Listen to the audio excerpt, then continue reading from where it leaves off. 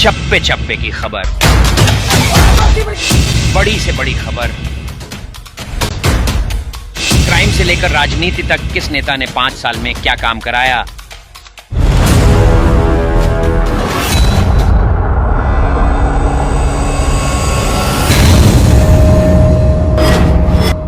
मिलेगी सबसे पहले। ठीक जब हमारी यात्रा किसानों से बातचीत कर रही थी, राहुल जी किसानों से बात कर रहे थे, उसी वक्त इस देश के दूसरे हिस्से में किसानों के ऊपर आंसू गैस के गोले चलाए जा रहे हैं। सड़कों पर दीवार खड़े किए जा रहे हैं। अगर इस सरकार का बस चलता तो शायद चीन की दीवार सड़क पे ला करके बना देते। किसान फसल बोते हैं, धान खेत में लगाते हैं, सरकार उनके खिलाफ कीलें लगा रही हैं सड़कों पर। और हम सरकार से बस यही कहना चाहते हैं, साहब ऑलरेडी किसान के आंसू निकल रहे हैं, अलग से आंसू गैस का गोला मारने की जरूरत नहीं है उनके ऊपर। उनका आंसू जो है कोई पोंछने वाला नहीं है। और इस देश में जो अन्नदाता हैं, अन्नदाता अपनी परेशानियों को लेकर के बरसों से संघर्ष कर रहे हैं। एक सीधा सा सवाल है कि आप एक कानून लेकर के आए, 3 कानून लेकर के आए, लोकसभा से राज्यसभा से उसको पास कराया और फिर सरकार उस कानून को वापस ली। और उस कानून को वापस कराने के लिए किसानों ने आंदोलन किया। 750 से ज्यादा किसानों की शहादत हुई और प्रधानमंत्री जी ने कहा कि हम किसान को नहीं समझा पाए। भैया, ऐसा कौन सी भलाई आप करना चाहते हैं जो किसान नहीं चाहते हैं? आप जबरदस्ती जो है उनकी भलाई करना चाहते हैं। तो जब नेगोशिएशन हुआ, बातचीत हुई, तो किसानों ने कहा कि आप हमको एमएसपी की गारंटी कीजिए।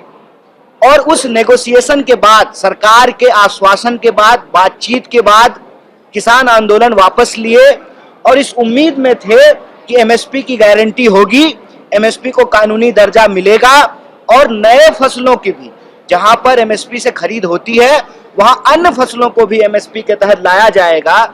इस सवाल पे किसान आंदोलन कर रहे हैं। देखिए, मजेदार बात यह है कि सब कुछ बताया जा रहा है। किसान उग्र हैं, किसान आंदोलन के लिए सड़क पे आ रहे हैं, किसान तैयारियां कर रहे हैं, सरकार जो है दीवार खड़ा कर रही है, कील बिछा रही है, आंसू गैस के गोले मार रही है।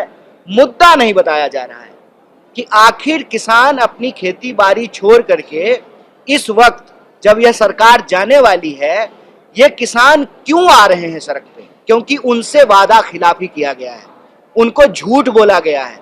जो वादा सरकार ने किया उसको पूरा नहीं किया है। वादा क्या था कि एमएसपी को कानूनी दर्जा दिया जाएगा और फसल की खरीद की गारंटी होगी। ये एक बात जो है वो देश की जनता को नहीं बताया जा रहा है। इसीलिए आपके माध्यम से भारत जोड़ो न्याय यात्रा के जो 5 न्याय हैं, युवा का न्याय, हिस्सेदारी का न्याय, नारी का न्याय, किसान का न्याय और श्रमिकों का न्याय, उसमें एक प्रमुख है किसान का न्याय।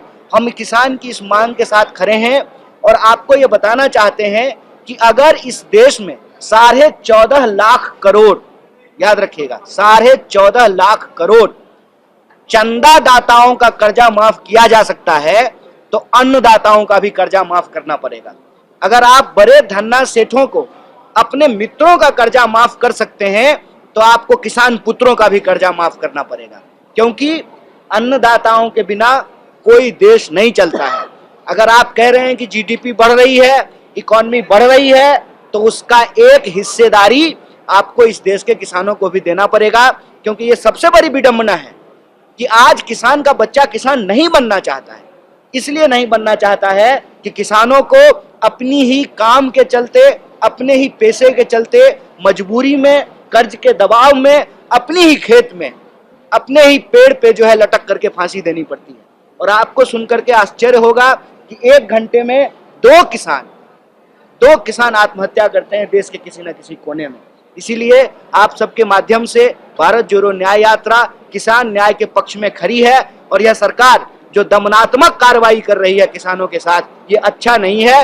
अगर आप किसानों का आंसू नहीं पोंछ सकते हैं तो उनके ऊपर आप जो है आंसू गैस के गोले छोड़ना बंद कीजिए। क्योंकि अगर वो आपका आंसू निकालने लगे ना, तो फिर आपका आंसू आपका दोस्त नहीं पोंछेगा।